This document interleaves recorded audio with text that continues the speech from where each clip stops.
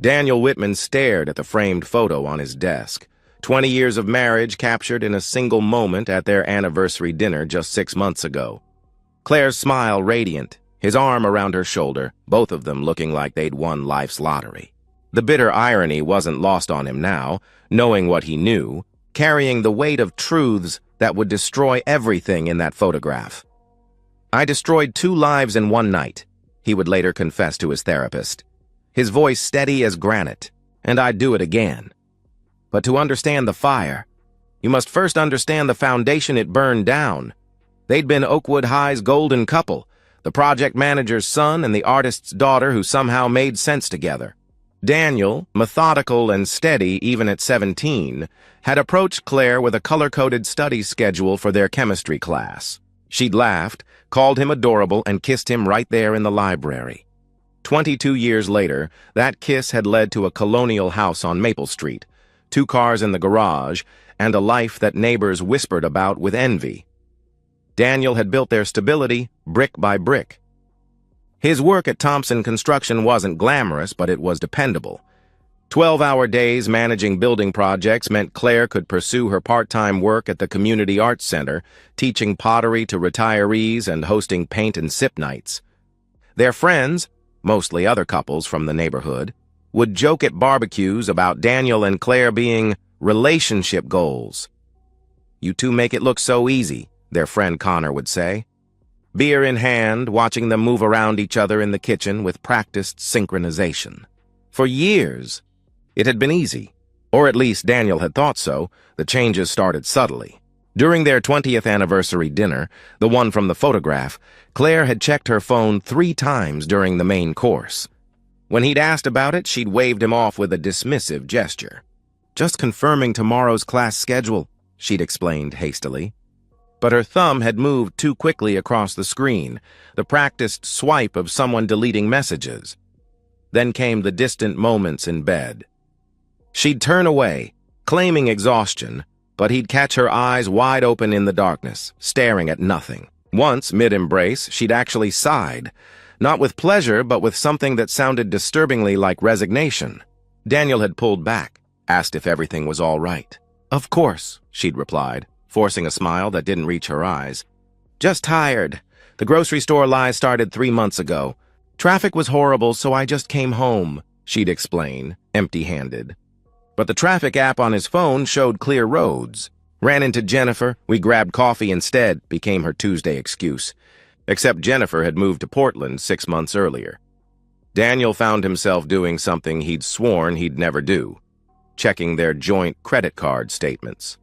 No unusual purchases. Her car's mileage, however, told a different story. Extra miles that didn't align with her stated destinations. 20 here, 30 there. Where was she going? He'd sit in his office at Thompson Construction, staring at blueprints but seeing patterns in Claire's behavior instead. The new password on her phone. The way she'd started doing her own laundry, insisting his work clothes would contaminate her delicates.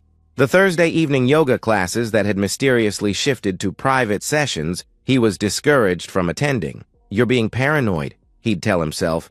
But his gut, the same instinct that had saved him from bad contractors and shifty suppliers, screamed otherwise. The breaking point came on an ordinary Tuesday. He'd left work early with a migraine, hoping to rest in their quiet house. As he pulled into the driveway, he heard it, the sharp crack of the back door closing. Inside, he found Claire in the kitchen, slightly breathless, hair mussed despite her claim of just cleaning. "In your work clothes?" he'd asked, noting her silk blouse. "I was about to change," she'd responded defensively, her voice carrying an edge. The house was spotless. The only evidence of any activity was a single coffee mug in the sink, still warm. Claire hadn't drunk coffee past noon in their entire marriage. She claimed it kept her awake. That night, as she showered, immediately upon his arrival home, he noted, Daniel stood in their bedroom, feeling like a stranger in his own life. Her phone buzzed on the nightstand. Before he could stop himself, he glanced at the screen. The message preview showed only, "That was too close. We need to be more." The rest was cut off. When Claire emerged from the bathroom, she snatched the phone, claiming it was about a surprise party for her mom. Her mother's birthday was 8 months away. Daniel lay awake that night, Claire sleeping peacefully beside him, and made a decision. He wouldn't confront her without proof. 2 decades of marriage had earned that much. But he would find the truth, whatever it cost. His gut instinct, the one she'd always teased him about, had never been wrong about the important things. He was about to find out it was right about this too. The cameras were smaller than Daniel had imagined. Connor, his contractor friend and sometimes drinking buddy, had installed them under the pretense of a security upgrade. "These are top of the line," Connor had explained, showing Daniel the phone app. "Motion-activated, night vision, cloud storage. Whatever you're looking for, you'll find it." Connor hadn't asked what Daniel was looking for. Good friends knew when not to push. The next 3 days were agony. Daniel went through the motions of normalcy, kissing Claire goodbye each morning, asking about her day each evening, maintaining conversations about weekend plans and grocery lists. All while knowing that cameras were recording every moment in their bedroom, living room, and kitchen. He noticed things he'd previously missed. How Claire always waited for him to leave first in the mornings. How she'd started suggesting he visit his parents more often. How she'd become oddly insistent about his upcoming business trip to Chicago. "You should extend it," she'd suggested over dinner Wednesday night.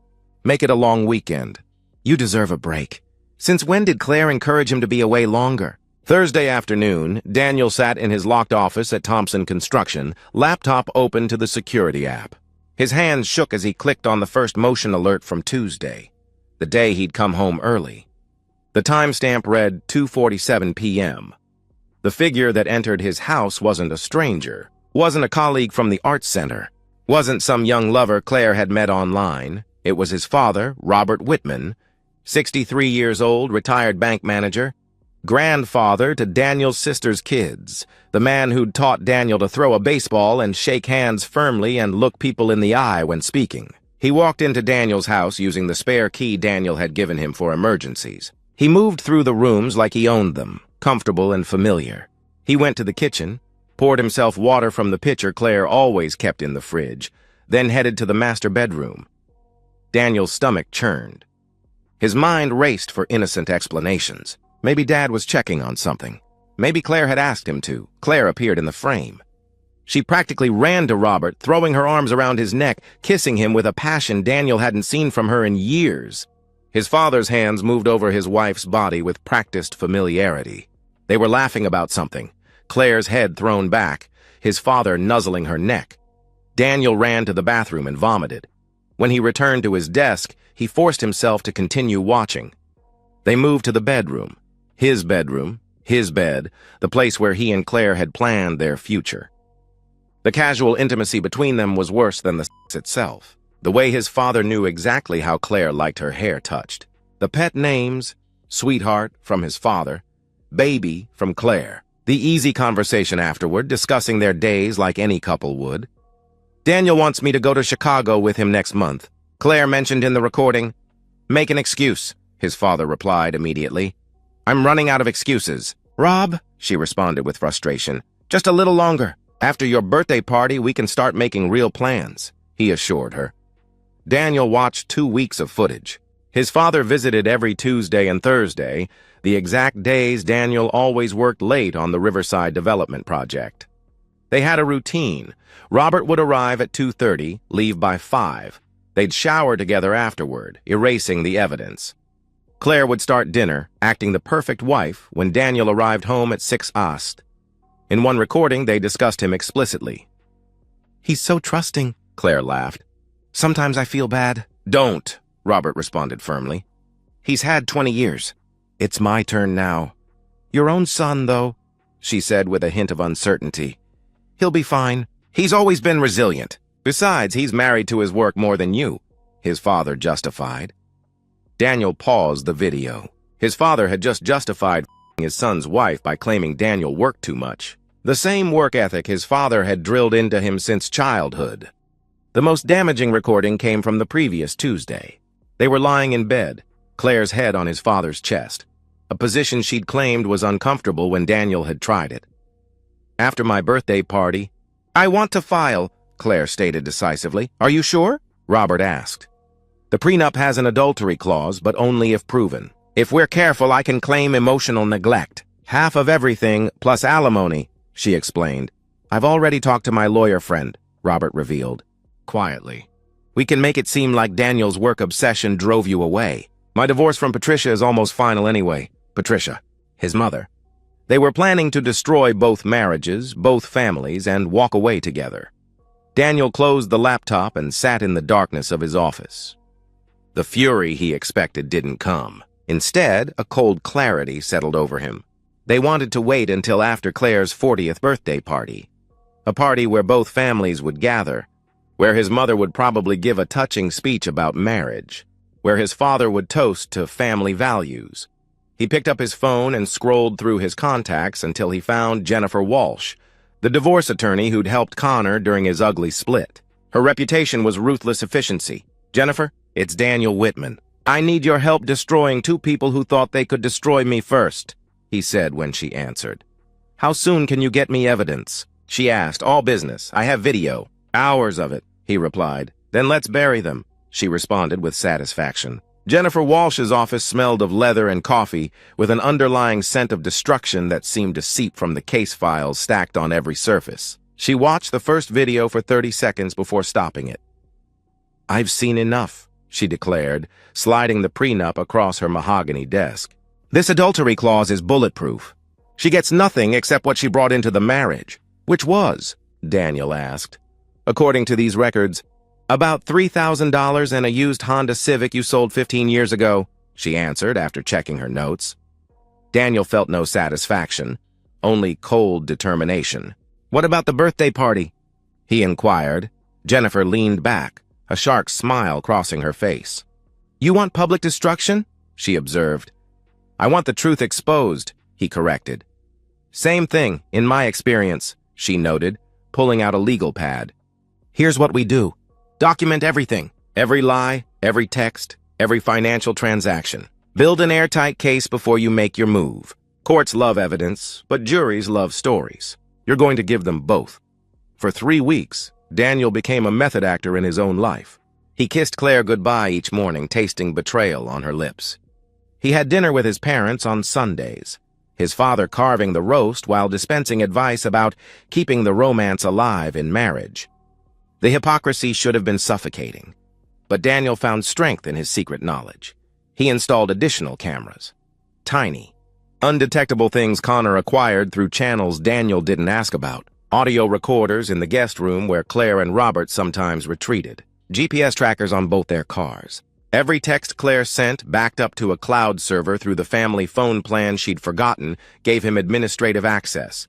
The evidence was overwhelming and nauseating. Texts planning their rendezvous, Robert typed, "He suspects nothing?" Claire responded, "Please. Daniel wouldn't notice if I f***ed you on his desk."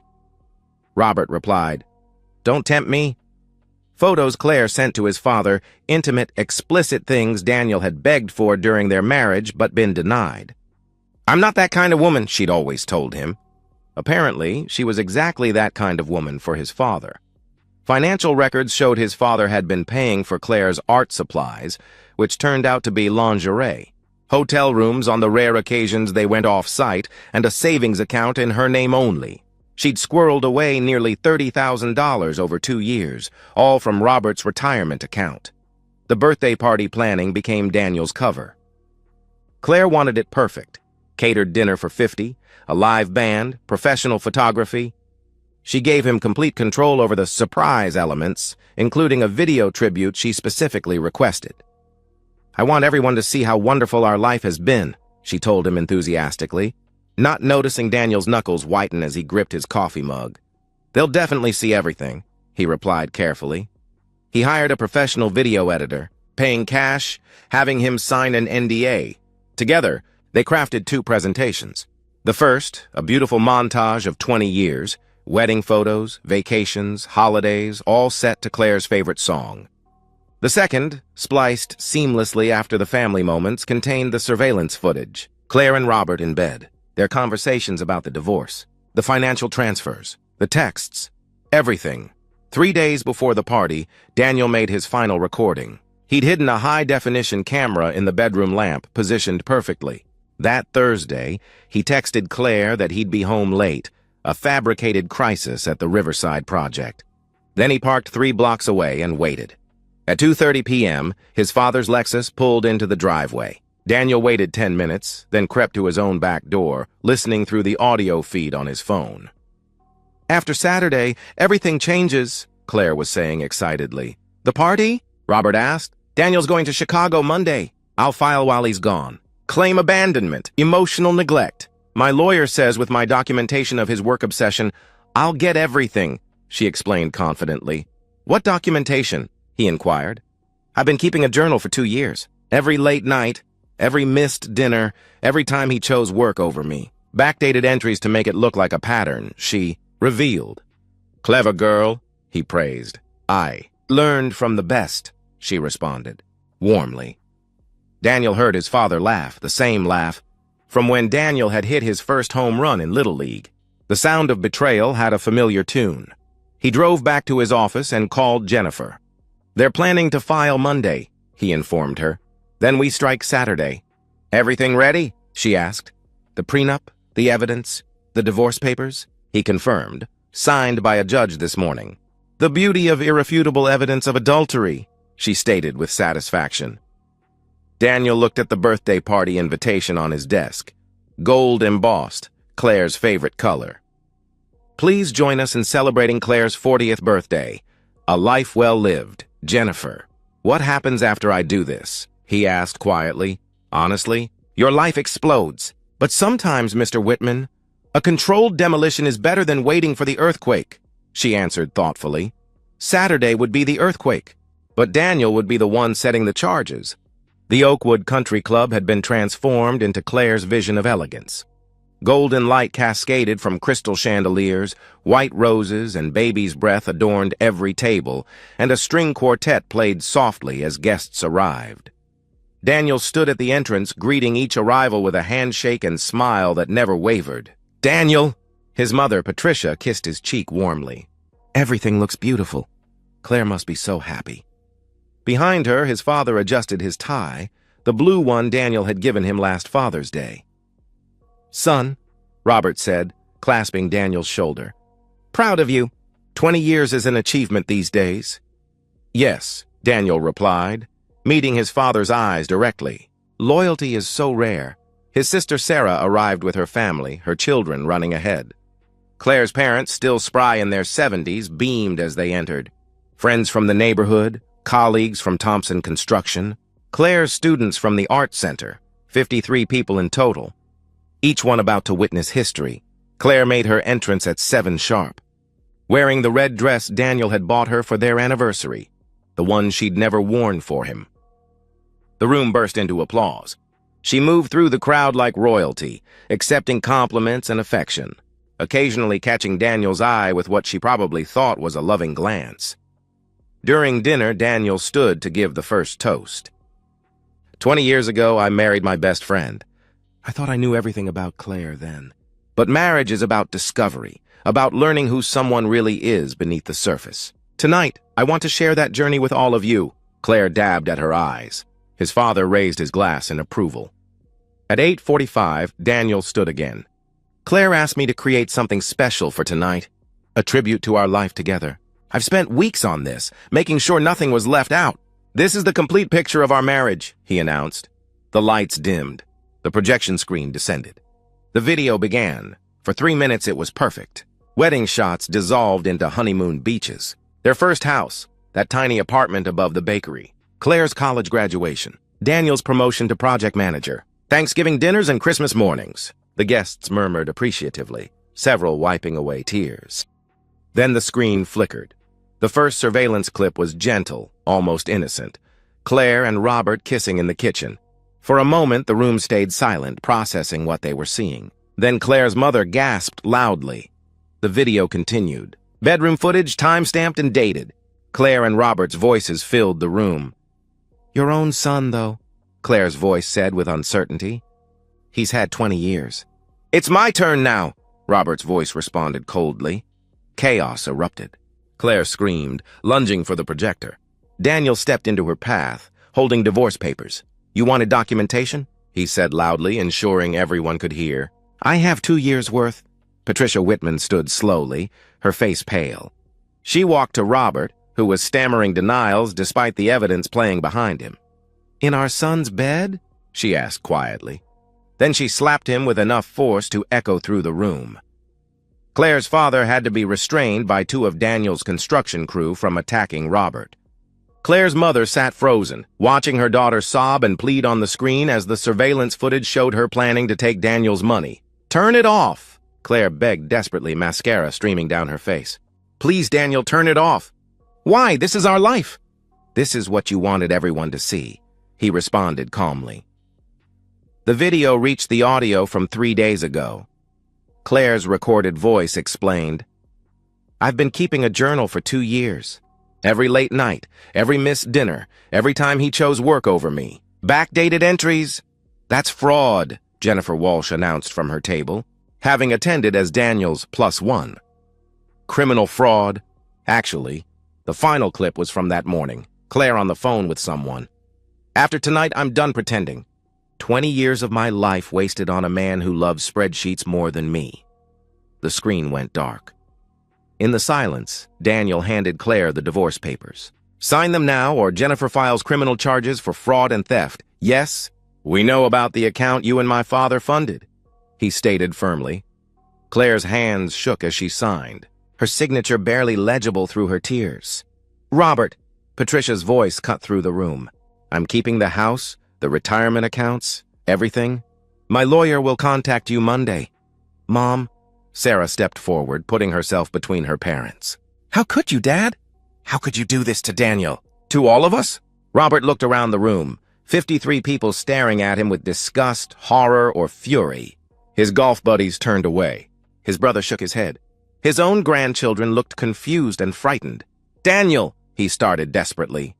No, Daniel interrupted, turning his back on his father, a gesture more violent than any punch. You're dead to me. Security arrived. Daniel had hired them specifically for this possibility. They escorted Robert and Claire out separately. Claire's parents followed, her mother supporting her father, who seemed to have aged a decade in 10 minutes. The room emptied slowly, guests unsure whether to offer condolences or congratulations. Connor stayed, as did Jennifer and, surprisingly, Daniel's mother, I suspected. Patricia admitted quietly, nursing a whiskey. Not Claire specifically, but someone. He'd been different for 2 years. Why didn't you say anything? Daniel asked. Same reason you didn't, I suppose. Hope that I was wrong, she answered sadly. Daniel looked at the empty projection screen, the ghost of his marriage still flickering in his mind. What now? He asked. Now, Jennifer said decisively, you're free. The house is yours, the assets are yours, and they can never come back. But freedom, Daniel would learn, had its own weight. 6 months later, Daniel stood in what had been his father's study, now converted into a home gym. The house felt different, not empty, but purposeful. Every room had been reclaimed, repainted, refurnished. The bed burned in the backyard the day after the party, replaced with one no ghost could haunt. Claire had vanished to Oregon, living with a cousin who'd taken pity. The last Daniel heard through the legal channels, she was working at a grocery store, her art center connections severed after the video went viral in their small town. Someone had filmed the party revelation on their phone, posting it online before Daniel's lawyer could issue takedown notices. The damage was done. His father lived in a studio apartment 40 miles away. He'd sent letters, dozens of them, all returned unopened. He'd appeared at Daniel's door once, 3 months after the party. Daniel had called the police, filing a restraining order. Robert Whitman was a stranger who happened to share DNA. Patricia had thrived in her unexpected freedom. She'd taken up traveling, sold the family home, bought a condo downtown. I should have done this years ago, she told Daniel over coffee. I was so busy playing the perfect wife, I forgot to live. Sarah still struggled with the fracture. Her children asked why Grandpa couldn't come to Christmas. She'd chosen Daniel's side, but mourned the father she'd thought she had. It's like he died, she confided to Daniel. Except worse because he chose this. Daniel's phone buzzed, a text from Jennifer. Judge signed off on the final settlement. Claire gets nothing. Your father's attempt to contest his mother's divorce settlement also failed. Complete victory, victory. Daniel set down the phone and looked at the framed photo on his new desk. Not of Claire, but of himself on a mountain trail he'd hiked last month. Alone, but not lonely. Broken, but not beaten. His therapist had asked him last week if he regretted the public revelation.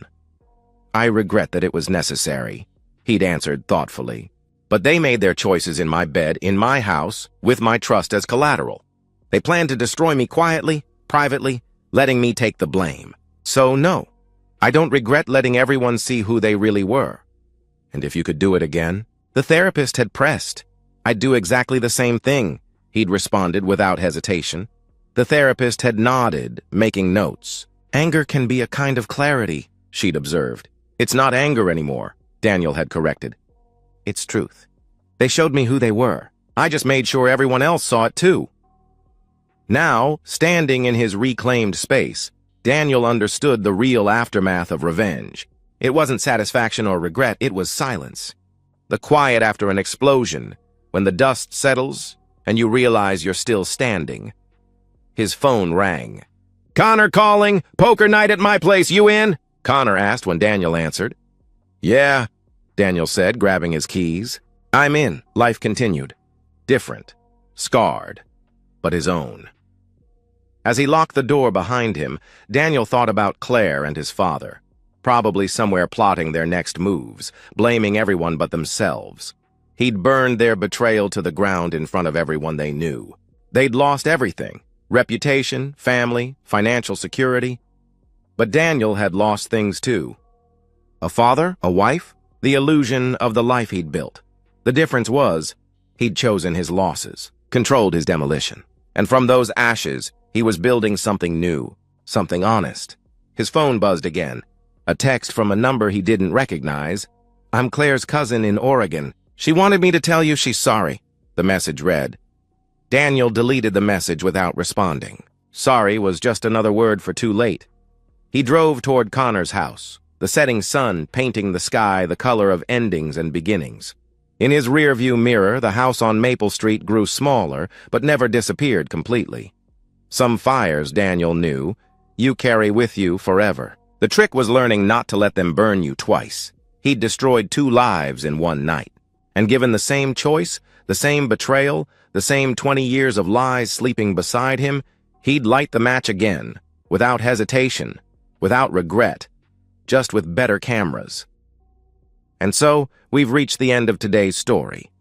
Was it what you expected, or did it take a twist you didn't see coming? I'm curious to hear your thoughts. Share them in the comments below, and let's get a conversation going. If this story kept you hooked, make sure to hit that like button. And if you're new here or just haven't subscribed yet, now's the perfect time to join our community. I bring you fresh, captivating stories every day, so click that subscribe button and turn on notifications so you never miss out. Thanks for watching, and I'll see you in the next one.